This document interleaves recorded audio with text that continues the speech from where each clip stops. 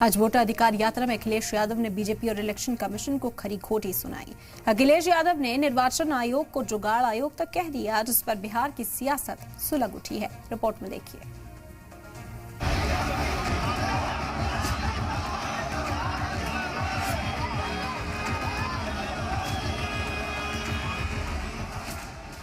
अजीम इत्तेहाद की यात्रा में यूपी के पूर्व सीएम अखिलेश यादव ने चुनाव आयोग पर खूब निशाना साधा है।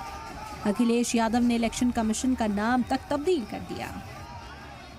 आयोग जिस तरीके से काम कर रहा है, बीजेपी से मिलकर काम कर रहा है, ये चुनाव आयोग नहीं, ये भारतीय जनता पार्टी ने इसको जुगाड़ आयोग बना दिया है।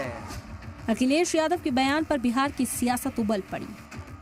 बिहार जागृत भूमि है। यहाँ अगर सपा प्रमुख श्री अखिलेश यादव जी अपनी राजनीतिक जीवंतता का एहसास करने में लगे, इस क्रम में चुनाव आयोग को जुगाड़ आयोग बताकर वह अपनी हताशा का ही परिचय दे रहे हैं। उत्तर प्रदेश के पूर्व मुख्यमंत्री अखिलेश यादव जी ने एक बात तो सही कहा है कि भारतीय जनता पार्टी ने चुनाव आयोग को जुगाड़ आयोग बना दिया है और जुगाड़ के माध्यम से वोट किस तरह से काटा जाता है, वोट किस तरह से जोड़ा जाता है, ये भारतीय जनता पार्टी बखूबी करवाने का काम कर रही है।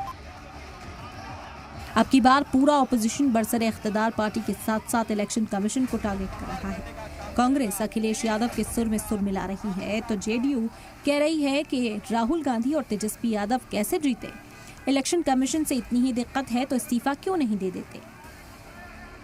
चुनाव आयोग पूरी तरीके से भारतीय जनता पार्टी के इशारे पर बिहार में काम करना चाह रही थी, लेकिन समय रहते इंडिया गठबंधन ने उसके नापाक इरादों को नेस्तनाबूद करने का काम किया कि तीन तिगाड़ा काम बिगाड़ा, तीनों युवराज घूम रहे हैं और इलेक्शन कमीशन पर आरोप लगा रहे हैं, भारतीय जनता पार्टी का साथ देने की बात कर रहे हैं। तो हमारा बुनियादी सवाल आज भी है, उन्हीं इलेक्शन कमीशन के द्वारा कराए हुए चुनाव से अखिलेश जी आप सांसद हैं। यूपी में 2024 लोकसभा चुनाव में अखिलेश यादव की पार्टी ने सबसे ज्यादा 37 सीटें जीती।